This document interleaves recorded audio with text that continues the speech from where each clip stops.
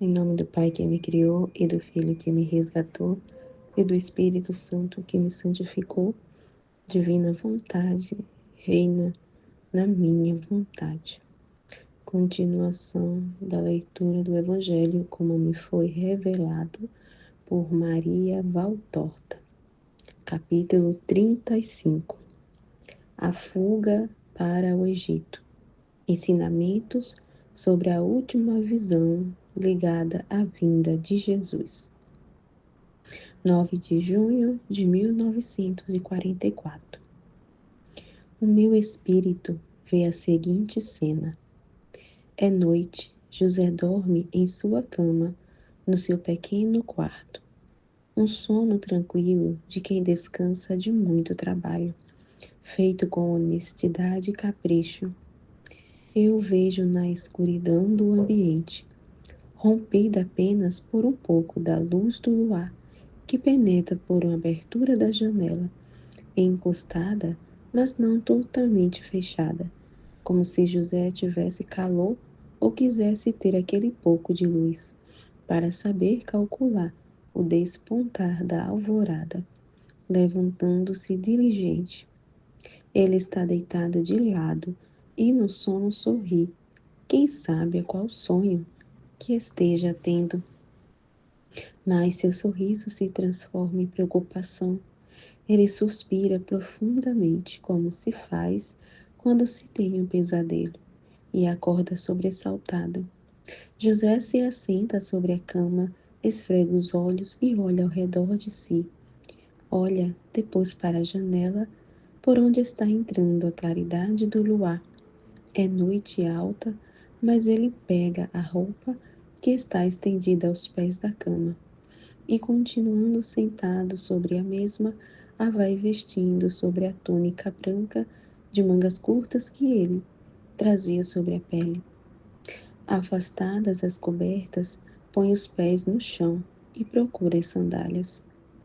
Depois ele as calça e amarra. Põe-se em pé e vai até a porta, que está em frente de sua cama, não a que está de lado, e que dá para o salão onde foram recebidos os magos. Ele bate a porta de leve, só um toque-toque, com a ponta dos dedos. José deve ter ouvido que está sendo convidado a entrar, porque abre com cuidado a porta e a torna a encostar, sem fazer barulho. Antes de ir até a porta, ele acendeu uma pequena candeia de um só bico, e assim tem uma luz para poder andar. Ele entra, mas em um quarto pouco maior do que o seu, e no qual está uma caminha ao lado de um berço. Ele vê uma luzinha já acesa, a chama vacilante, que está a um canto. Parece uma estrelinha de luz tênue e dourada, que permite enxergar, mas sem incomodar quem estiver dormindo. Maria, porém, não está dormindo. Ela está ajoelhada junto ao berço, vestida com sua veste clara, e está rezando, velando a Jesus que dorme tranquilo. Jesus, que tem a idade em que eu vi na visão dos magos, é uma criança de cerca de 1 ano, bonita, rosa e loira, que está dormindo com a cabecinha de cabelos encaracolados, afundada no travesseiro e com a mãozinha com um punho fechado encostada na garganta. Não estás dormindo? Pergunta José com voz baixa e admirada. Por quê? Jesus não está bem? Oh, não, ele está bem.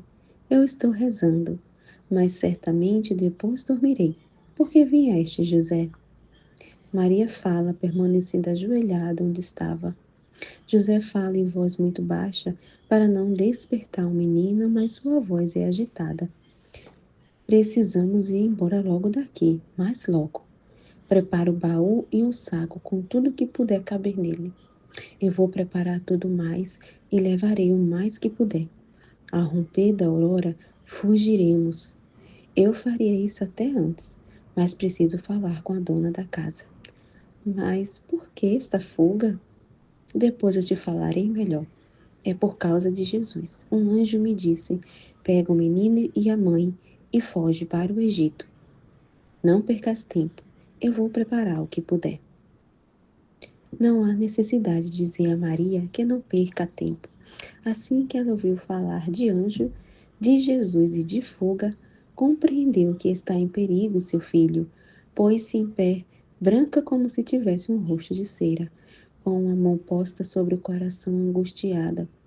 Logo começou a mover-se desembaraçada e ligeira, e a arrumar as coisas no baú e num grande saco que ela estendeu sobre o leito, e que ainda não foi usado. Certamente está aflita, mas não perde a cabeça, e faz tudo apressadamente, mas com ordem. De vez em quando, ao passar por perto do berço, olha para o menino que está dormindo sem saber de nada. Estás precisando de ajuda? Pergunta-lhe José de vez em quando, pondo a cabeça para dentro da porta que está entreaberta. Não, obrigada, responde sempre Maria. Somente quando o saco está cheio e fica pesado é que ela chama José para ajudá-la a fechá-lo e levantá-lo da cama. Mas José não quer ser ajudado e faz tudo sozinho, pegando o grande volume e levando-o para seu quartinho. Pego também as cobertas de lã? Pergunta Maria. Pego o mais que puderes, porque o que ficar estará perdido. Por isso, o mais que puderes apanha. Para nós vai ser bom, porque teremos pela frente uma longa viagem, Maria. José fica muito sentido ao ter que dizer isto. Pode-se imaginar como está Maria, suspirando. Ela vai dobrando suas coxas e a de José, e ele as amarra com uma corda. Vamos, deixar-os acolchoados e as esteiras, diz ele enquanto amarra as coxas. Ainda que eu levasse 3 burrinhos, não posso sobrecarregá-los demais. Temos que fazer uma longa e incômoda viagem. Uma parte pelas montanhas e outra pelo deserto. Cobre bem Jesus. As noites serão frias tanto nas montanhas como no deserto. Apanhei os presentes dos magos, porque eles não serão úteis lá embaixo. Tudo que eu tiver, gastarei para comprar os 2 burrinhos. Nós não podemos mandá-los de volta, e por isso eu preciso adquiri-los. Eu vou sem ficar esperando o romper da aurora. Sei onde procurá-los. Tu acabas de preparar tudo. E sai. Maria recolhe ainda alguns objetos e, depois de ter ido ver Jesus, sai e volta com 2 pequenas vestes que parecem estar ainda úmidas, talvez tenham sido lavadas no dia anterior.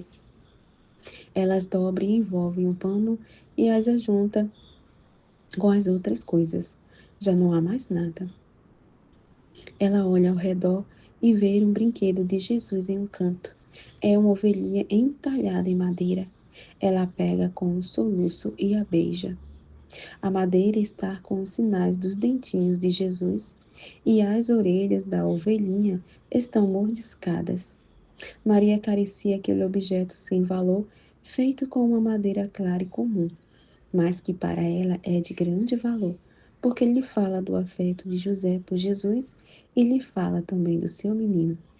Por isso o põe também junto com as outras coisas sobre o baú já fechado. Agora já não há mais nada mesmo. Só falta Jesus que ainda está em seu bercinho. Maria acha que é bom prepará-lo também. Vai ao berço e o sacode um pouco para despertá-lo. Mas ele dá apenas um leve sinal e, virando-se para o lado, continua a dormir. Maria o acaricia de leve sobre os caracóizinhos. Jesus abre a boquinha para um bocejo. Maria se inclina e o beija na face. Jesus acaba de despertar, abre os olhos, vê a mamãe e sorri, e estende as mãozinhas para o seio dela. Sim, amor da mamãe, sim, o leite, antes da hora habitual. Mas tu estás sempre pronto para sugar tua mamãe, meu santo cordeirinho. Jesus ri e brinca, agitando os pezinhos para fora das cobertas, agitando os braços com uma daquelas alegrias de criança tão bela de se ver. Ele apoia os pezinhos sobre o estômago da mãe, curva-se como um arco e apoia também a cabecinha loira sobre seu seio. E depois se atira para trás rindo, com as mãozinhas agarradas aos cordõezinhos que ajusta o vestido ao pescoço de Maria, procurando abri-lo. Em sua camisinha de linho, ele está muito bonito, gorducho, rosado como uma flor. Maria se inclina e, estando assim por cima do berço como uma proteção, chora e sorri ao mesmo tempo, enquanto o menino balbucia aquelas palavras de todos os bebês, que não são palavras, e entre as quais ouve-se já clara e repetidamente a palavra mamãe.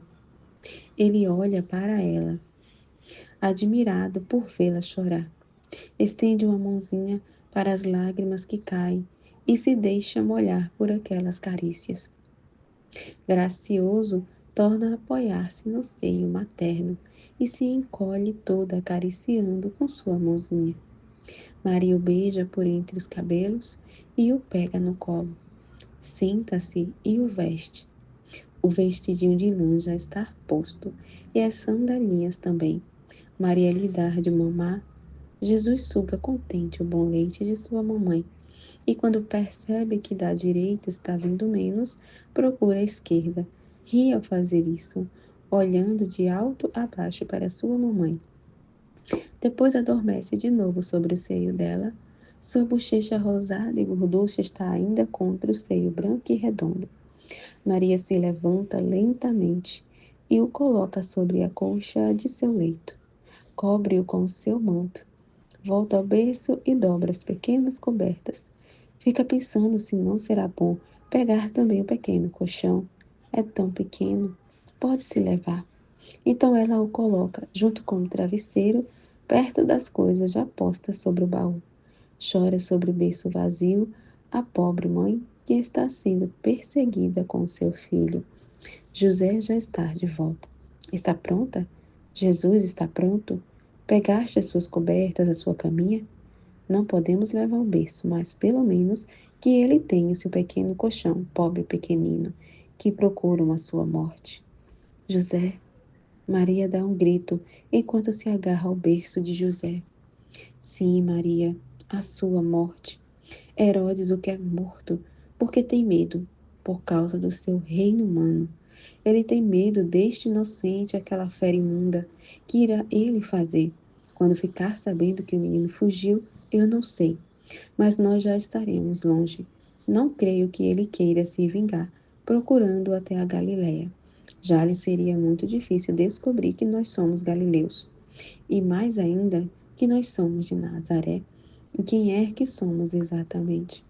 A não ser que Satanás o ajude para agradecê-lo por ser-lhe um servo fiel. Mas, se isso acontecesse, Deus nos ajudará do mesmo modo. Não chores, Maria. Ver-te chorar é para mim uma dor bem mais forte do que a de ter que ir para o exílio. Perdoa-me, José. Não é por mim que eu choro, nem pelas poucas coisas que vamos deixar. Eu choro por ti. Já tiveste que sacrificar-te tanto. E agora tornas a ficar de novo sem clientes e sem casa. Quanto eu custo para ti, ó José? Quanto? Não, Maria. Tu não me custas nada. Tu me consolas sempre. Não fiques pensando no dia de amanhã. Nós temos as riquezas dos magos. Elas nos ajudarão nos primeiros tempos. Depois eu acharei trabalho.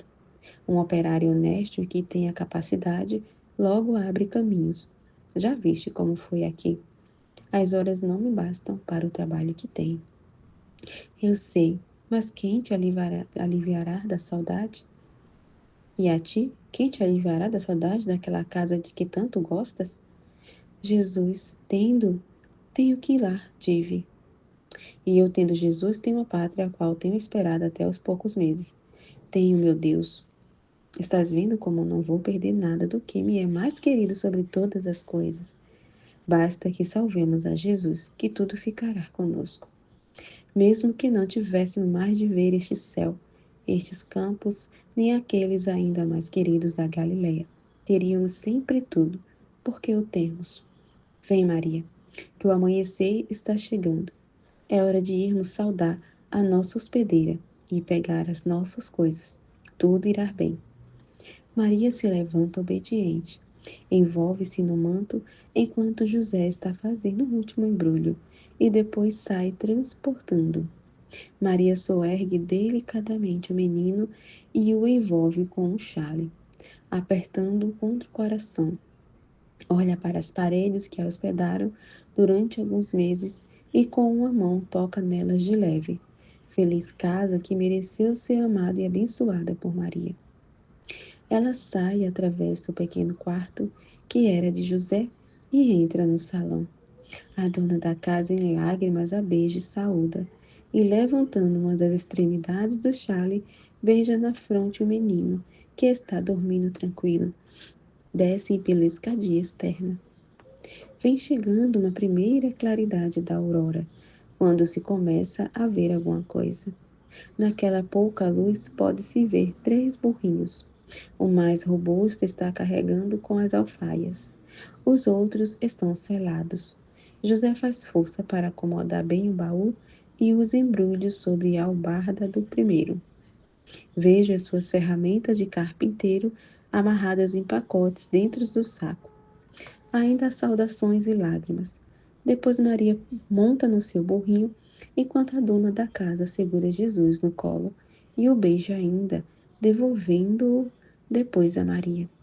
José monta também, tendo antes amarrado seu jumento ao outro jumento, que vai com a bagagem, a fim de ficar com a mão livre para segurar o burrinho de Maria pelo cabresto. A fuga tem início. Enquanto Belém, que sonha ainda com a fantástica cena dos magos, dorme quieta sem saber o que a espera. E a visão assim cessa. Jesus diz: também as visões desta série terminam assim, em boa paz, com os doutores difíceis. Viemos te mostrando as cenas que precederam, que acompanharam e que se seguiram a minha vinda, não pelas cenas em si mesmas, pois são muito conhecidas, por mais que tenham sido alteradas por elementos sobrepostos através dos séculos, sempre por causa daquele modo de ver humano, que para dar maior glória a Deus, e por isso é perdoado, torna irreal o que é tão belo, se for deixado como é. Porque a minha humanidade e a de Maria não ficam por isso diminuídas, assim como não fica ofendida a minha divindade e a majestade do Pai e o amor da Santíssima Trindade, por uma visão das coisas em sua realidade. Mas, ao contrário, esplendem os méritos de minha mãe e a minha humilde perfeita, e minha humildade perfeita. Assim como daí é que fulgura a bondade onipotente do Eterno Senhor. Mostramos essas cenas para poder aplicar a ti e aos outros o sentido sobrenatural que surge daí, dando-vos como norma de vida. O decálogo é a lei. O meu evangelho é a doutrina que vos torna mais clara essa lei e mais desejável para ser seguida. Bastariam esta lei e esta doutrina para fazer os homens santos. Mas vós estáis tão embaraçados com a vossa humanidade que, na verdade, vós ela ultrapassa demais ao espírito, que não podeis seguir por estas vias sem cair, ou então parar desencorajados. Dizeis a vós e a quem queria fazer que vos adiantasses, citando-vos os exemplos do Evangelho, Jesus, Maria, José, e assim por diante todos os santos. Não eram como nós. Eles eram fortes, foram logo consolados em suas dores, até nas pequenas dores que sentiram. Eles não sentiam paixões, eram já seres fora da terra. Aquelas pequenas dores, não sentiam as paixões. A dor foi para nós a amiga fiel e teve todos os mais variados aspectos e nomes. As paixões, não useis erradamente o vocábulo chamado de paixões, os vícios, que vos desencaminham, chamai-o sinceramente de vícios. E além disso, capitais. Quanto aos vícios, não é que os ignorássemos. Nós tínhamos olhos e ouvidos para ver e ouvir, e Satanás fazia dançar esses vícios à nossa frente, mostrando-os nas obras, com a sua imundície ou tentando-nos com as suas insinuações. Mas a nossa vontade inclinada a tornar-nos agradáveis a Deus fazia com que aquela imundície e aquelas insinuações, em vez de satisfazer o objetivo de Satanás, provocasse o contrário. Quanto mais ele trabalhava, mais nós nos refugiávamos na luz de Deus, por repugnância das trevas lamacentas colocada diante dos nossos olhos carnais ou espirituais. Nós não ignoramos as paixões no sentido filosófico. Nós amamos a pátria com a nossa pequena Nazaré, cidade que amamos mais do que qualquer outra da Palestina. Nós sentimos afeto por nossa casa, pelos parentes e amigos. Porque não haveríamos de sentir, não nos tornamos escravos deles, porque nada nos deve possuir, a não ser Deus. Mas fizemos deles bons companheiros. Minha mãe exultou de alegria quando 4 anos depois voltou a Nazaré e pôs o pé em sua casa, podendo beijar aquelas paredes dentro das quais o seu sim lhe abriu o ventre para receber o embrião de Deus. José saudou com alegria parentes e sobrinhos crescidos em número e idade e se alegrou ao ver-se imediatamente lembrado pelos concidadãos, também por sua capacidade profissional. Eu próprio fui sensível às amizades e sofri, como a crucificação moral, pela traição de Judas. Que dizer de tudo isso? Nem minha mãe nem José preteriram a casa ou os parentes, à vontade de Deus. E eu não poupei palavras quando foi preciso, mesmo quando elas atraíam o ódio dos hebreus e a antipatia de Judas sobre mim. Eu sabia e teria podido fazê-lo, que teria bastado dinheiro para subjugá-lo a mim, não a mim como redentor, mas a minha firmeza, a minha riqueza. Eu me, eu me multipliquei os pães. Podia multiplicar também o dinheiro se quisesse, mas eu não tinha vindo procurar satisfações humanas de ninguém, muito menos dos que foram chamados por mim. Eu havia pregado a necessidade do sacrifício, do desapego de uma vida casta, de posições humildes. Que mestre e que justo teria sido se tivesse dado dinheiro para alimentar o sensualismo mental e físico de alguém como único meio para assegurá-lo? No meu reino, os grandes se tornam assim, fazendo-se pequenos. Quem quer ser grande aos olhos do mundo não está preparado para reinar no meu reino. Esse é palha para a cama dos demônios, porque a grandeza do mundo está em contraste com a lei de Deus. O mundo chama grandes os que, com meios quase sempre lícitos, sabem ocupar as melhores posições. E para conseguirem isso, fazem do próximo um degrau, sobre o qual sobem, pisando nele. Chama grandes aqueles que sabem matar para reinar, matar moral ou materialmente, e pela extorsão conseguem posições e lugares, e enriquecem sugando o sangue dos outros em suas riquezas particulares ou coletivas. O mundo muitas vezes chama os delinquentes de grandes. Não, a grandeza não está na delinquência, está na bondade, na honestidade, no amor, na justiça. Vede os vossos grandes que frutos envenenados vos oferecem, colhidos no seu malvado e demoníaco pomar interior. A última visão, pois eu quero falar dela, e deixar de falar de outros assuntos que são tão inúteis. E o mundo não quer ouvir a verdade que lhe interessa. É uma visão que ilumina um ponto particular, citado 2 vezes no Evangelho de Mateus. Numa frase repetida 2 vezes, levanta, pega o menino e sua mãe e foge para o Egito. Levanta, pega o menino e a mãe dele e volta para a terra de Israel. E como viste, Maria estava sozinha com o menino no quarto. A virgindade de Maria, após o parto, e a castidade de José são muito combatidas por aqueles que, por serem lama podre, não admitem que alguém possa ser asa e luz. São infelizes com um coração tão corrompido, com mente que se prostituiu tanto à carne, que se tornaram incapazes de pensar que alguém como eles possa respeitar a mulher, ver nela a alma e não a carne, elevando-se a si mesmo, vivendo em uma atmosfera sobrenatural, apetecendo-se de Deus e não da carne.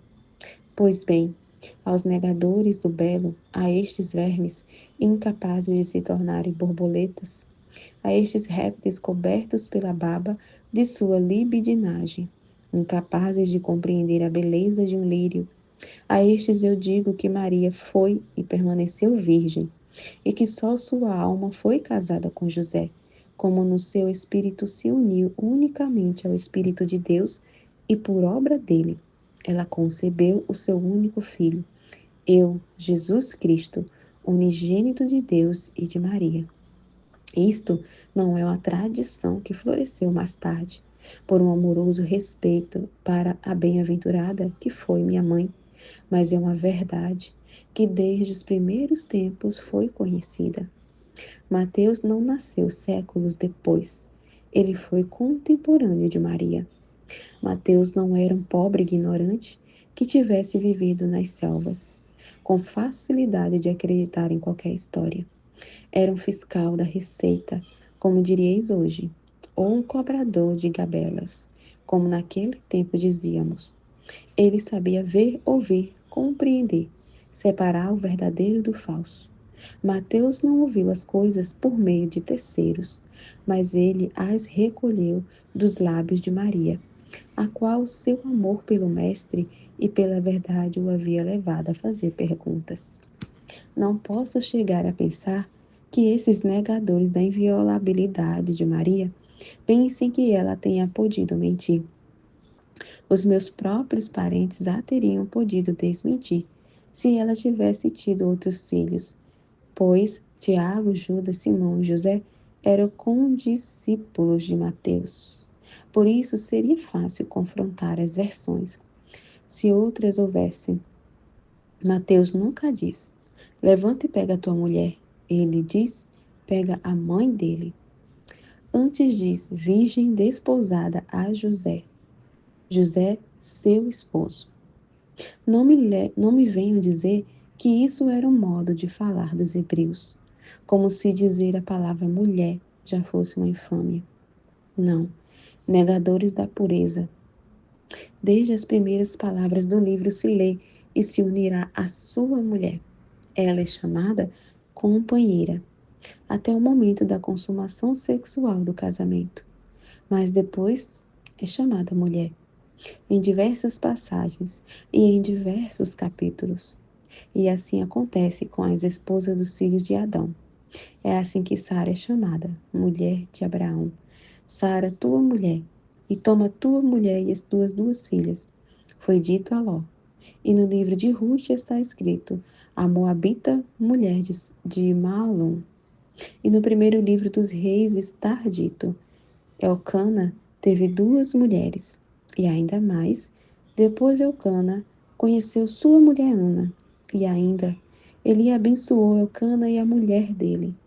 E sempre no livro dos reis foi dito,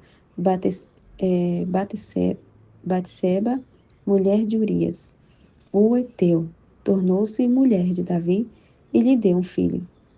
Betseba, né? Acho que é Betseba.